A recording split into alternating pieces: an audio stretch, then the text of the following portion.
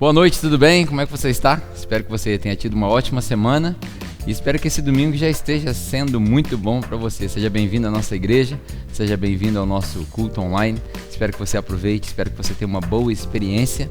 Hoje, à semelhança das últimas mensagens, nós temos alguns convidados para o nosso momento de louvor e hoje é um louvor mais especial. Por quê? Porque os nossos convidados são de casa.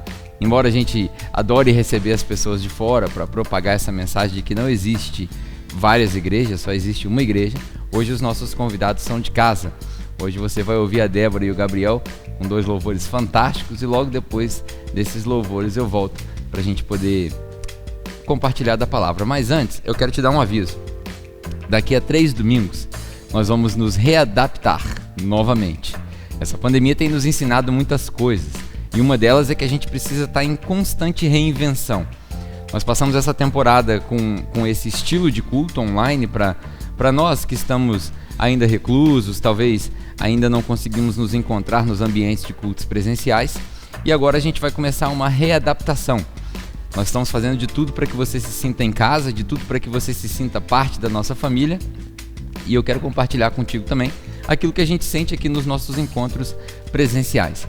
Então, a gente vai mudar um pouco esse formato, é uma surpresa, mas a partir do dia 1º de novembro ou o dia 8 de novembro, um dos dois, a gente ainda está se programando, ou o dia 1º ou o dia 8, o nosso formato vai mudar e nós vamos começar uma série nova. Então já vai se preparando aí, já estou preparando a sua expectativa. Nós vamos começar uma série nova falando a respeito das frases que Jesus deixou na cruz para nós. Ainda não sei nem como que a gente vai chamar essa série, mas vai ser uma série fantástica que vai nos levar até o final do ano e eu espero que agregue valor para você também. Se você ficou curioso ou se você tem curiosidade para saber o que se passava na cabeça de Jesus no momento que ele estava sendo crucificado, essa série é para você e para aqueles que você achar legal convidar. Então vai se preparando, ou dia 1º ou dia 8 de novembro a gente começa com essa série. Por hora, vamos ter um momento de oração. Nós que estamos nos reunindo online, além da nossa oração na nossa casa, no nosso ambiente, se você quiser, se apresente aí para as pessoas que estão no chat e aí a nossa galera, nossa equipe, nosso time vai fazer questão de trocar uma ideia contigo, conversar, descobrir de onde você é e como a gente pode te servir da melhor maneira possível, tá bom? Fique aí com o momento de oração, os nossos louvores e já já eu volto com a palavra de hoje.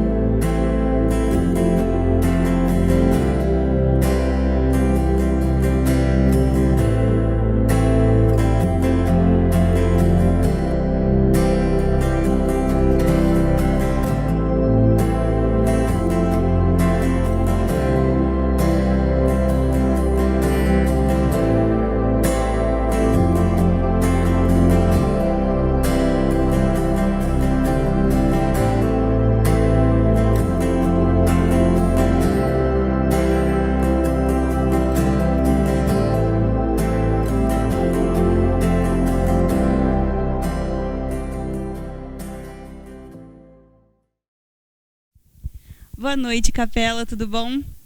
Hoje eu tô aqui, para quem não me conhece, meu nome é Débora, eu já tô participando aqui da Capela tem um tempo e eu tô com muita saudade do pessoal que não tá vindo e eu espero que você possa aproveitar esse momento de louvor com a gente.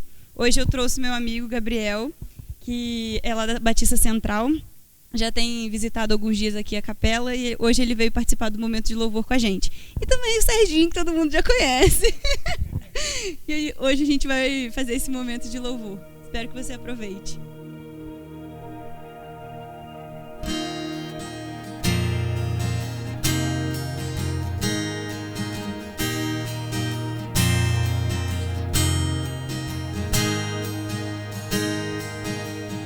Como pode me amar, Deus conhecendo meu pecado,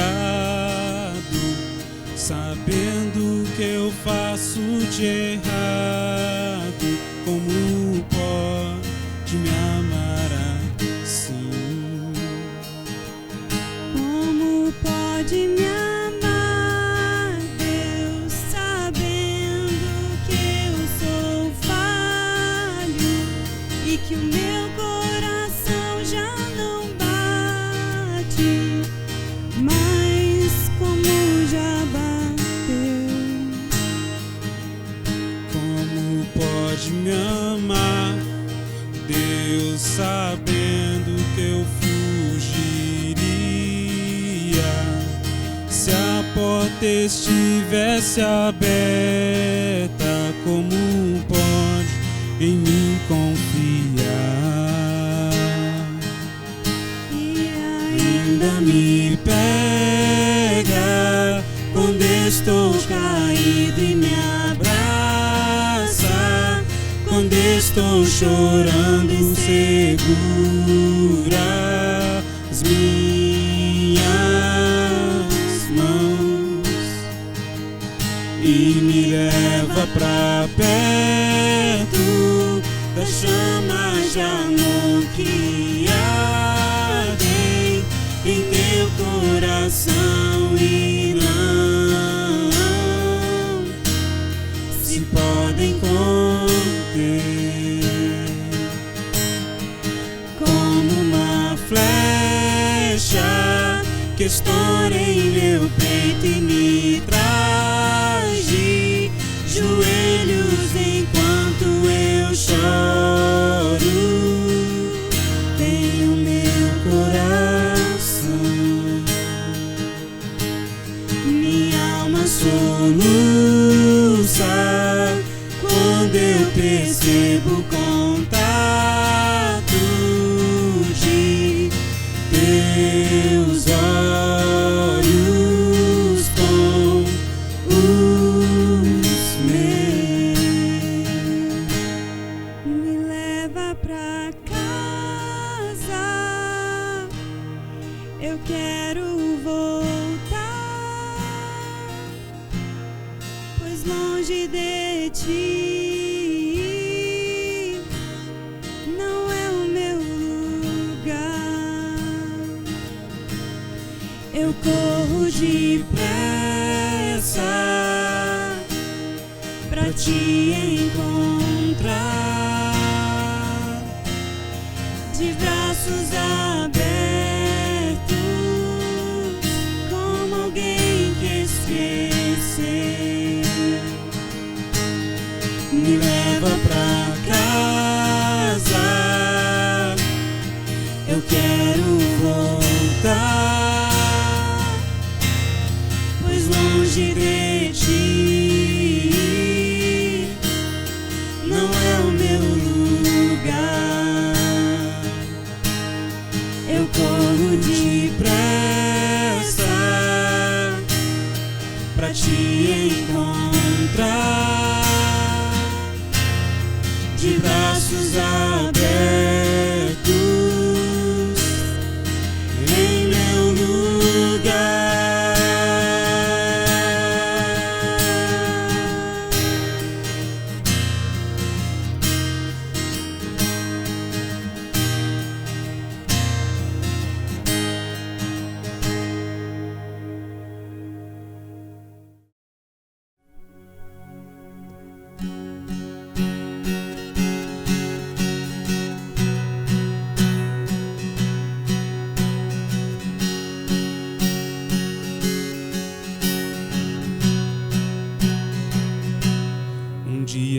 gente aprende a confiar em um Deus que faz milagres, que ouve a nossa oração e se faz presente aqui. Um dia a gente aprende a dar um passo só de cada vez, mas sem duvidar,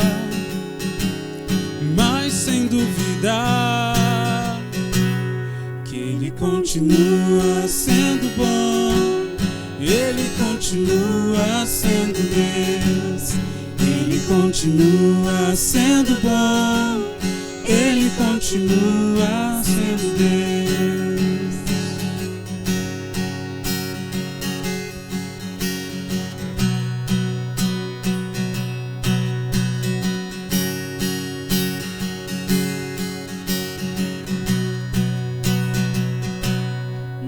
Chega o dia de viver tudo que se aprendeu e a enxergar até o que não se pode ver.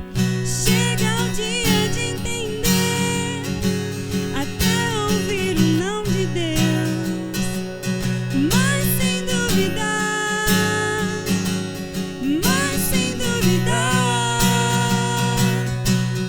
continua sendo bom, Ele continua sendo Deus, Ele continua sendo bom, Ele continua sendo Deus, Ele continua sendo bom, Ele continua sendo Deus, Ele continua sendo bom, Ele continua.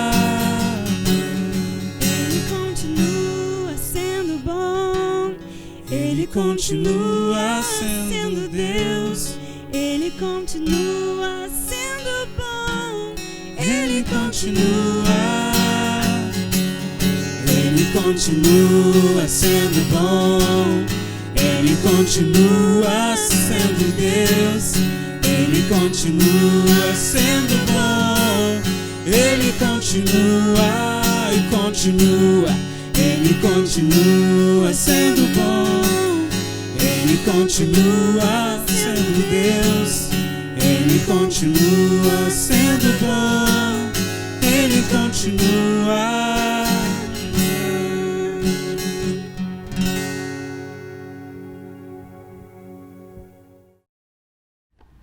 Bom, é isso, que momento de louvor fantástico nós tivemos, espero que você já esteja sendo abençoado. E eu quero compartilhar contigo a palavra de hoje. Mas antes da gente começar, eu quero te encorajar. Se você ainda não é inscrito nos nossos canais, talvez você tropeçou por aqui, acabou encontrando o nosso canal. Quero te dizer que você é bem-vindo, sinta-se à vontade. Mas não deixe de assinar o nosso canal, não deixe de ativar as notificações, para que você possa receber as nossas notificações quando a gente publicar qualquer material.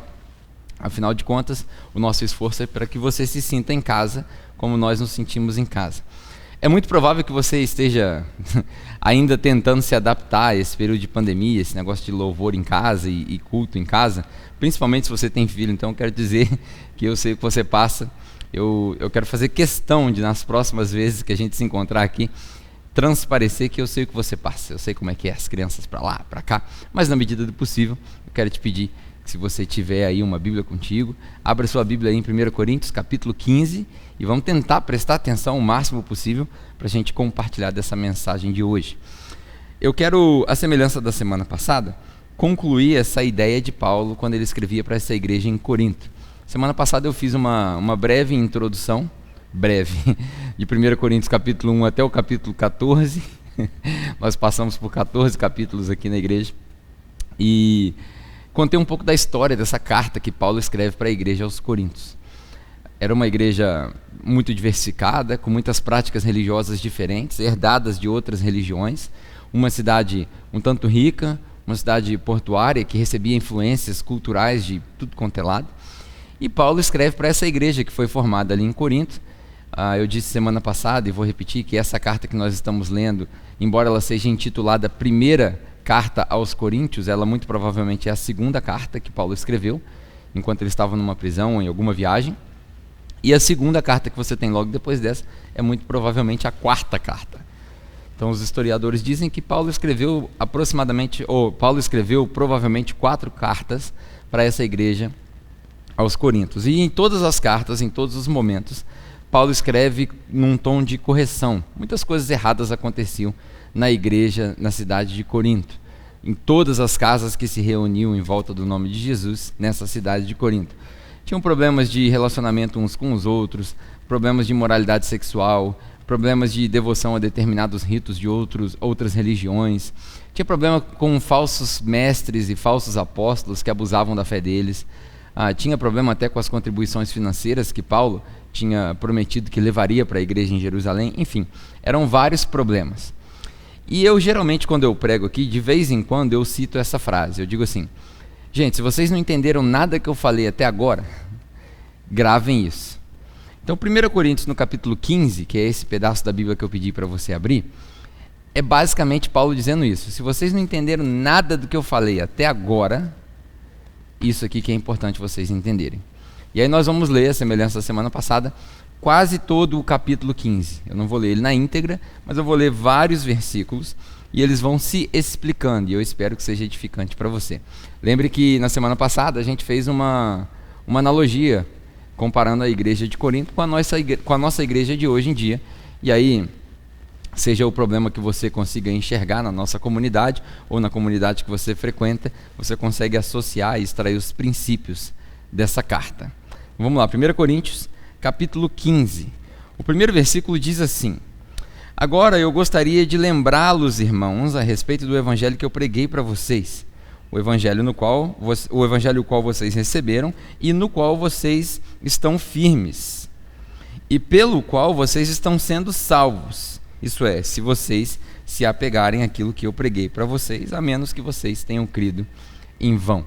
Nesses 2 primeiros versículos, Paulo dá uma dica. Se a gente estivesse ouvindo Paulo, ou se a gente estivesse ouvindo alguém ler a carta de Paulo, que você deve lembrar que há 2000 anos atrás a gente não tinha e-mail, a gente não tinha YouTube, a gente não tinha Facebook, a gente não tinha telefone celular. Então a maneira que os apóstolos se comunicavam com as igrejas para corrigir as práticas das igrejas era através de cartas.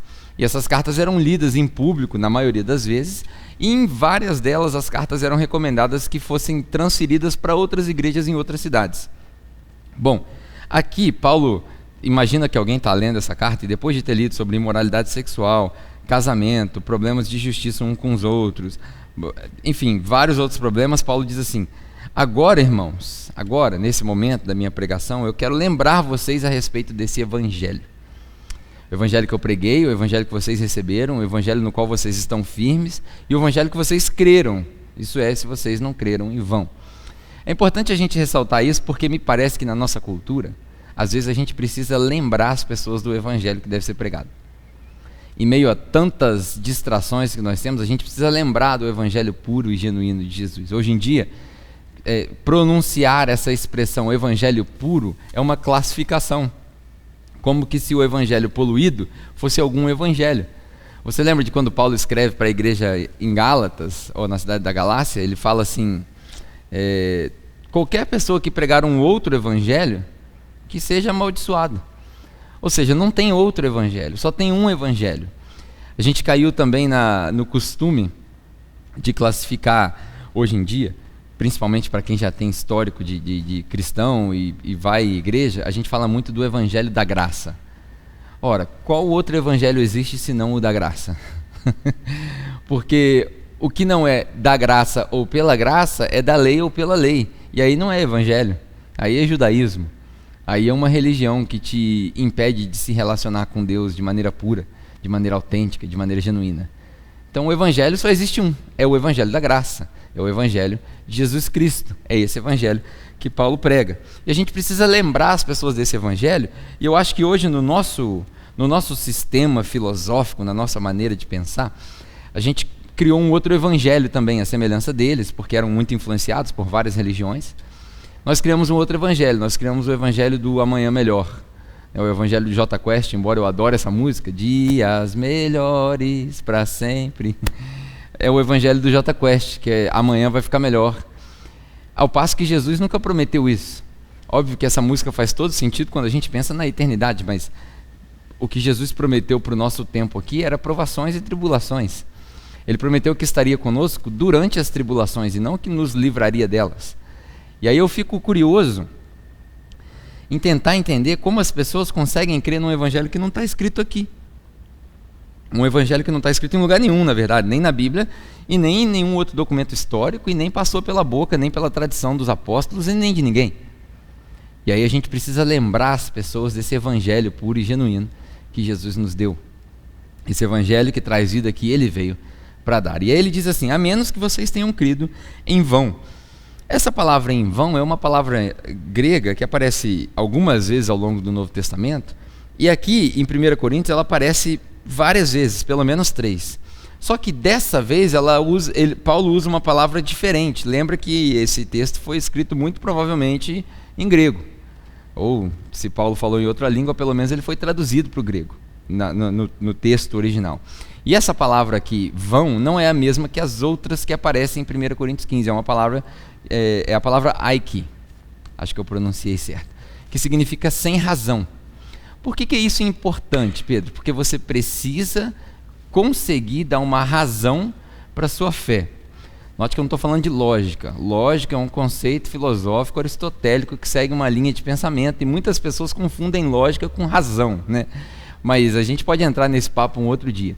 Você precisa ter uma explicação racional para a sua fé. O que é uma explicação racional? Muitas pessoas falam assim: eu creio pela fé, mas não conseguem explicar o que é fé. Eu vou te dar uma dica. A nossa fé, ela não é uma fé empírica. A gente usa muito esse termo, né? O que é empírico? É aquilo que é baseado nas experiências. Ou seja, eu entrei na igreja, senti um calafrio, então eu tenho fé. Entrei na igreja, não senti calafrio, então não tenho fé. Isso seria uma fé empírica. Eu olhei para o púlpito, tem milagre, eu tenho fé. Não tem milagre, eu não tenho fé. Isso é empírico, baseado nas nossas experiências. A nossa fé não é empírica. A nossa fé é histórica. Olha que interessante. É uma fé histórica. Por quê? Porque ela depende de relatos históricos. Como assim, Pedro? A explicação racional da nossa fé está no versículo 3 até o versículo 10. Que nós vamos ler agora. Olha aqui os fatos históricos, além de tudo que a gente encontra na história da igreja. E se você faz parte da capela, nós vamos começar um curso teológico aqui com a nossa mestre Regilane, que vai começar exatamente com a história da igreja.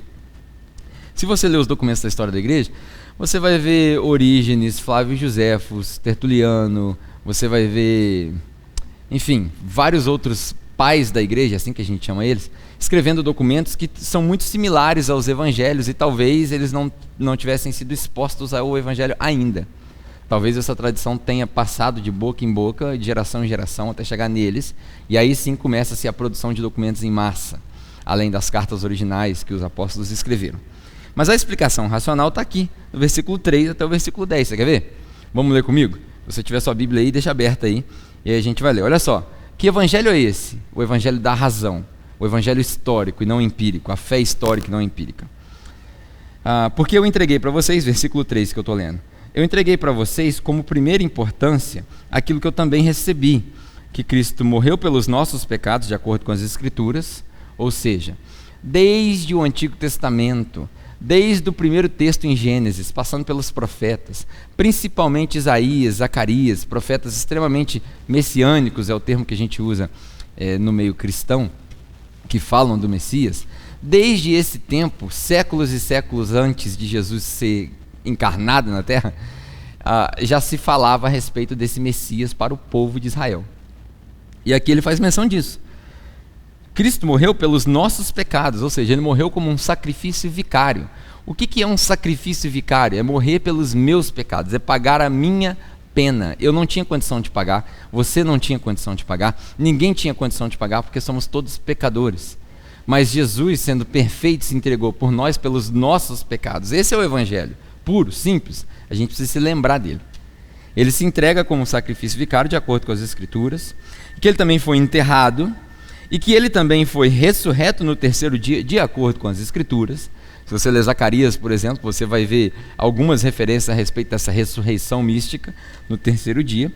E que, de acordo com as Escrituras, ele também apareceu a Cefas, que é Pedro, é só o nome grego dele, Cefas, e também apareceu aos 12 discípulos.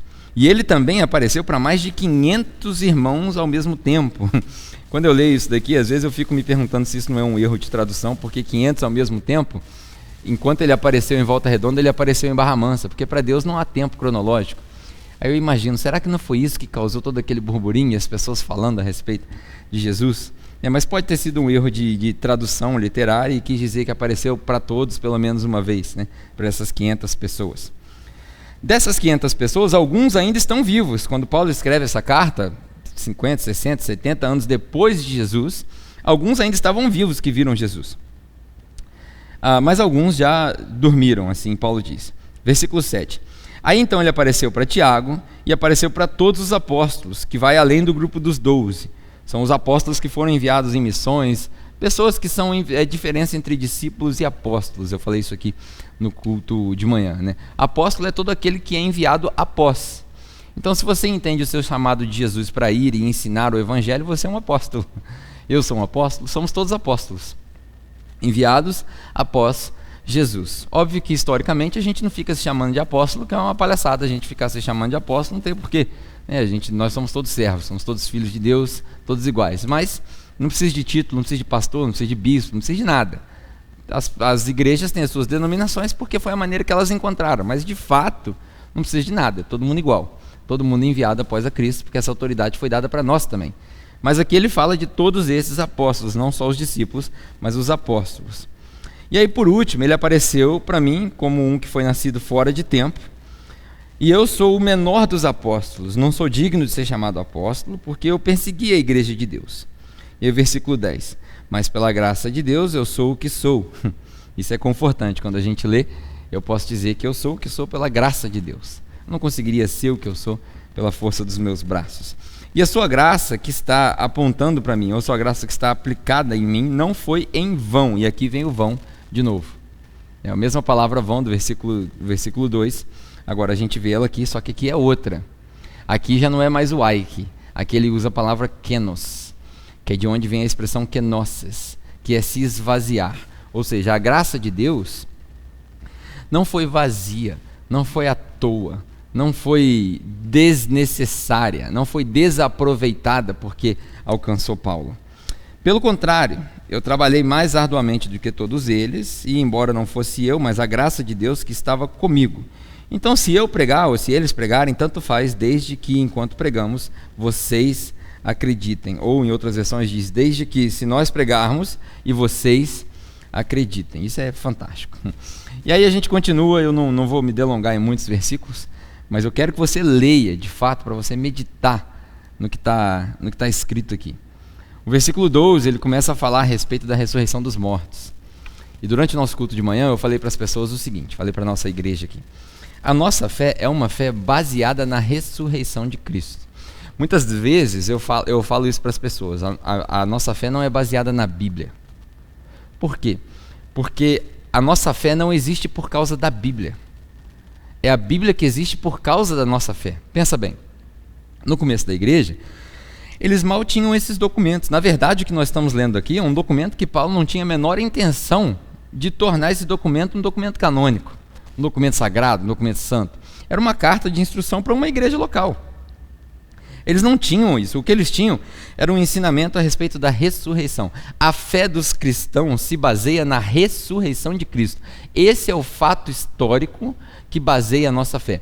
Com Bíblia ou sem Bíblia, com denominação ou sem denominação, com igreja ou sem igreja, a nossa fé é baseada na ressurreição de Cristo. Não fosse a ressurreição de Cristo, a nossa fé é em vão, que é o que nós vamos ler aqui. Se a ressurreição de Cristo não é um fato da nossa fé, a nossa fé é à toa, nossa fé é fútil. Vamos continuar lendo para você entender. Às vezes eu falo isso e as pessoas acham que eu sou muito radical, mas não sou eu que estou falando. Isso aqui que está falando é a Bíblia, que você chama de sagrada, que eu chamo de sagrada, que está aqui na minha frente. Embora eletrônica, são as mesmas palavras. Ele fala assim, versículo 12. Agora Cristo é proclamado como o ressurreto dentre os mortos. E como pode alguns de vocês dizerem que não há ressurreição dos mortos? Se não há ressurreição dos mortos, então Cristo também não ressuscitou. Versículo 14. E se Cristo não ressuscitou, então a nossa pregação é vã, e a sua fé também é em vão. Ou seja, está vazia, eu prego à toa. Porque se eu prego sem ressurreição eu prego à toa. A nossa fé tem que ser para a eternidade, não é uma fé só para hoje. A nossa fé precisa ser útil para hoje, mas ela também tem que ser para a eternidade. Porque se não for uma fé que aponta para a eternidade, nós estamos aqui à toa. Como Paulo diz na pregação dele. Não adianta. Se eu ficar me expondo aqui, a gente vai se repetir. Então eu vou ler para você ver como é claro. Aqui ele usa essa palavra kenos, né, que é de se esvaziar. Como Filipenses capítulo 2, versículo 6 ao 11. Paulo fala assim: Cristo, sendo igual a Deus, não considerou essa igualdade a Deus algo que deveria se apegar, mas se esvaziou de si mesmo e se fez homem, se fez carne e veio até nós. Então ele deixou os atributos dele, como que isso funciona, não me pergunte, não sei, mas ele deixou os atributos dele por um tempo e veio enquanto carne, enquanto homem também. E aí ele fala assim, se Cristo, versículo 14, se Cristo não ressuscitou, a nossa pregação é em vão, a sua fé é em vão.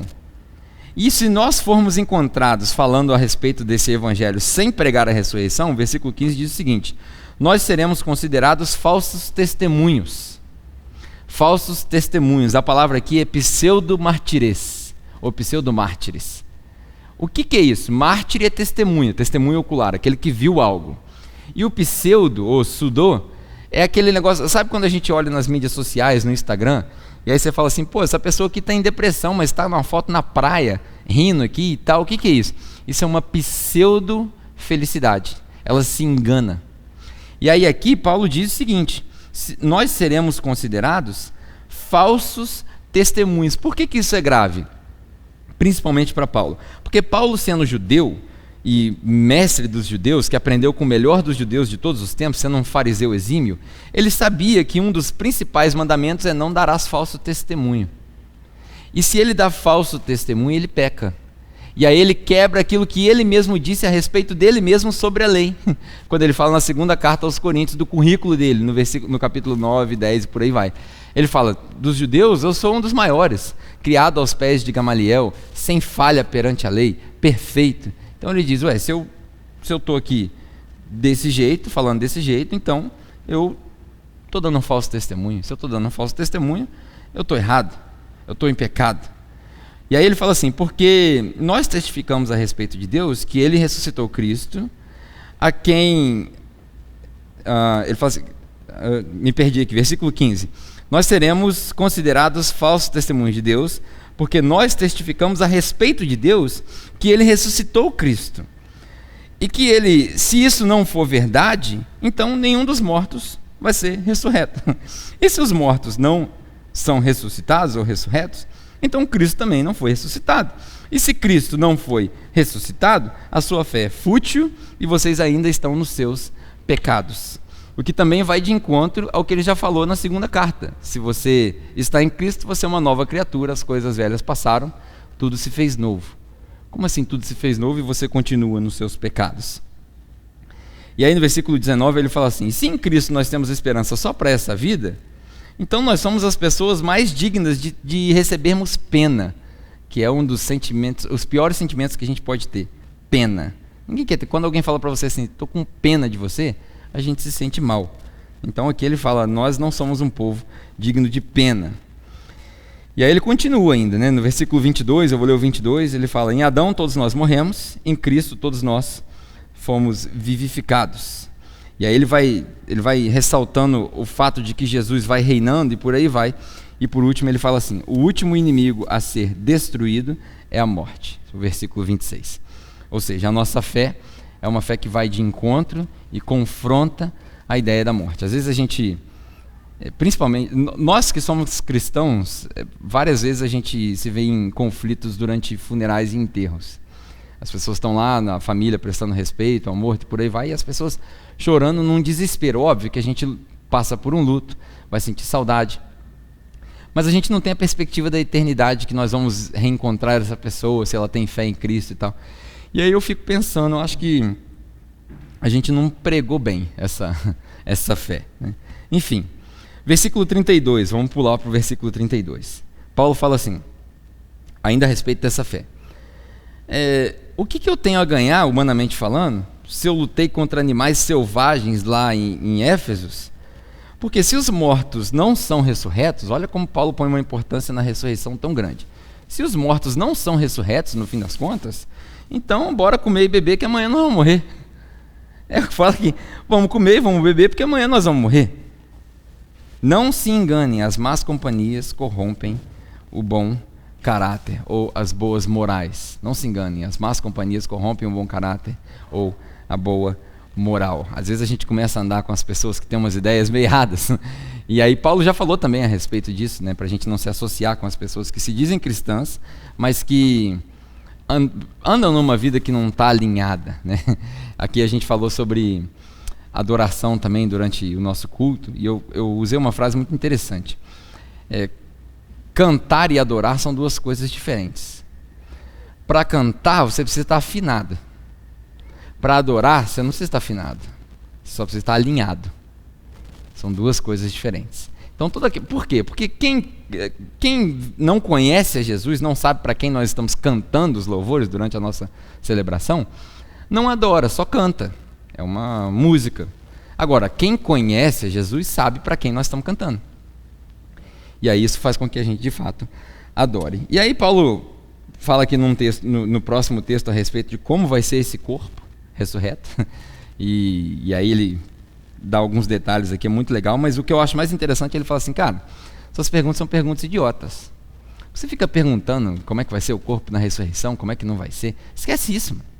A gente vai ter um corpo incorruptível, vai ser fantástico. E aí ele segue. Vamos pular para o versículo 42. Versículo 42, nós estamos quase acabando já. Portanto,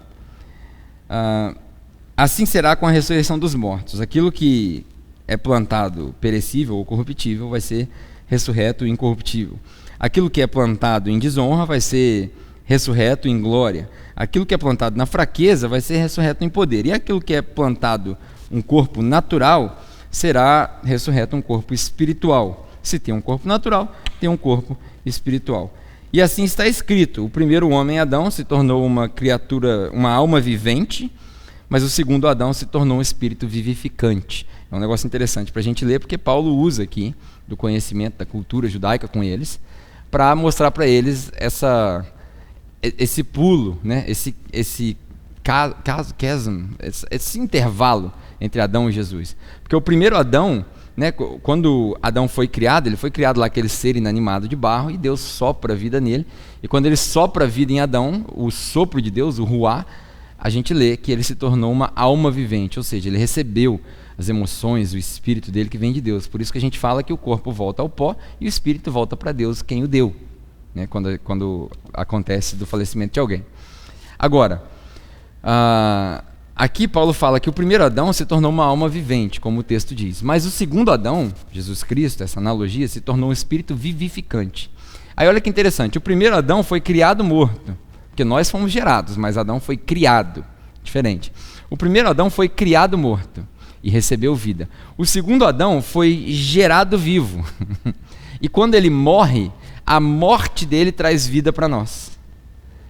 A morte de Jesus Cristo traz vida para nós. O sopro de vida agora, não só a vida aqui, mas o sopro de vida eterna para aqueles que têm fé em Jesus Cristo. Olha que fantástico, né? E aí versículo 40 fala assim: assim como nós carregamos a imagem do homem de barro, também nós deveremos carregar a imagem do homem dos céus. Uma brincadeira que eu gosto de fazer é que nós somos... parece que no nosso caminhar a gente ofusca a imagem do homem do céu. A gente tem a imagem do homem de barro e a imagem do homem do céu. Lá dentro, Deus colocou dentro de nós, todos aqueles que receberam Jesus, a imagem de Deus. Nós somos criados segundo a imagem de Deus. E aí Deus reaviva essa imagem quando nós conhecemos Jesus. Mas me parece que ao longo da caminhada a gente vai cobrindo e ofuscando essa imagem de Cristo. E aí as pessoas olham para nós e falam assim, cara, na expressão aqui, se fosse usar essa expressão, hoje você está mais parecido com um homem de barro do que com um homem de Deus, ou homem do céu. Está mais parecido com o vaso de barro do que o vaso dos céus. Durante o culto, um dos nossos irmãos lembrou de uma canção aqui, que obviamente eu não vou lembrar, mas a canção fala assim, eu quero ser como um vaso na mão do oleiro. E aí ele fala assim, quebra a minha vida e faça de novo. Eu quero ser um vaso novo. A nossa vida é assim. É uma experiência de renovação de glória em glória. E aí, por último, eu quero ler dos versículos 50 até o 58, se eu não me engano. 50 até o 58. Ele fala assim, esse é o final das coisas, né? Na conclusão dessa 1 Coríntios capítulo 15, ele diz assim, então quero lhes dizer, irmãos, que carne e sangue não herdarão o reino de Deus, e nem aquilo que é corruptível herdará o que é incorruptível. Isso é um mistério. Todos nós, nem todos nós vamos dormir ou morrer, mas todos serão transformados. Eu me lembro, de manhã eu contei um sonho aqui, não vou contar o sonho em detalhes, mas eu me lembro que uma vez eu sonhei com algo que eu achei no meu sonho, que era a ressurreição. Eu sonhei com essa ressurreição. E eu me lembro que o sonho era tão vívido para mim que eu não queria acordar. E quando eu acordei chorando. Porque parece que eu experimentei um pouco do céu. Hoje, olhando para trás, eu até meio cético, perdão por ser cético assim, eu duvido de muitas coisas que eu sonhei, mas algumas são tão espirituais que é difícil até de duvidar. E aí eu tive esse sonho e sonhei com essa ressurreição. E foi bem assim, né? Nem todos nós vamos dormir, mas todos serão transformados. E aí Paulo diz assim, num texto quase que apocalíptico, né? Maravilhoso de se ler. Em um momento, no piscar de olhos, na última trombeta, quando a última trombeta tocar e os mortos forem ressurretos incorruptíveis, aí sim nós seremos transformados. Porque o que é corruptível, ou o corpo corruptível, vai ser revestido do corpo incorruptível. E o corpo mortal será revestido de imortalidade. E então o que é corruptível se veste do incorruptível, o que é perecível se veste do imperecível, e o mortal se veste de imortalidade, e aí acontecerá aquilo que está escrito. E aqui ele cita um texto, se eu não me engano, que vem de Salmos, que ele fala que a morte foi engolida em vitória. Aonde está a sua vitória, morte? Aonde está o seu aguilhão? E eu me lembro daquela música que a gente canta muito aqui, durante o culto de manhã nós tivemos uma experiência fantástica. Por isso eu quero te encorajar, cara, se você já está pronto, e se você está em Volta Redonda, vem nos fazer uma visita, porque é diferente o nosso culto presencial e o nosso culto online. Óbvio que a gente faz um esforço para receber bem todos, mas é diferente. E aí nesse momento eu fiz questão de cantar com a igreja, de levar a igreja para um momento onde a gente entoava aquela canção da Hillsong, que diz assim, a morte venceste. Você deve lembrar dessa música, né? O véu tu rompeste.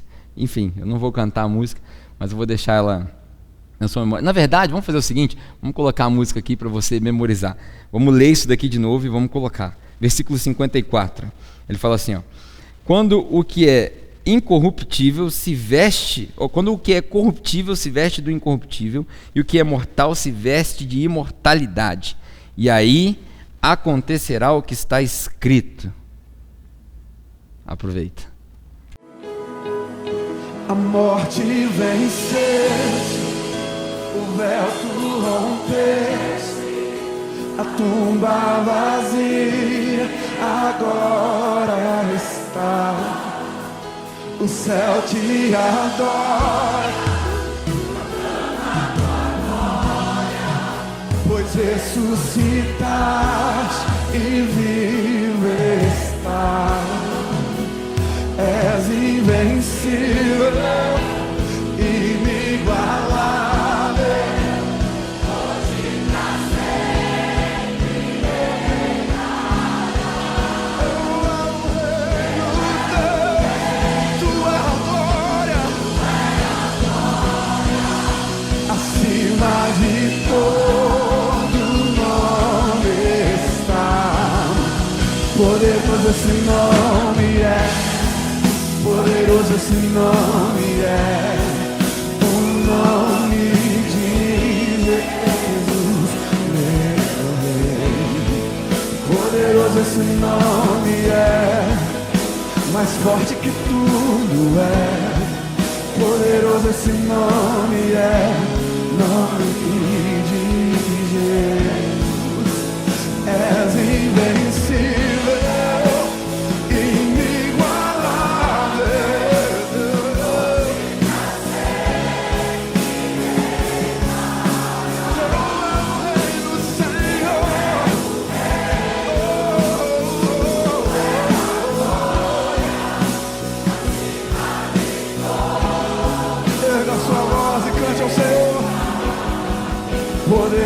esse nome é, poderoso esse nome é, o nome de Jesus, meu Deus. Poderoso esse nome é, poderoso esse nome é, o nome de Jesus. Poderoso esse nome é, poderoso esse nome é, nome.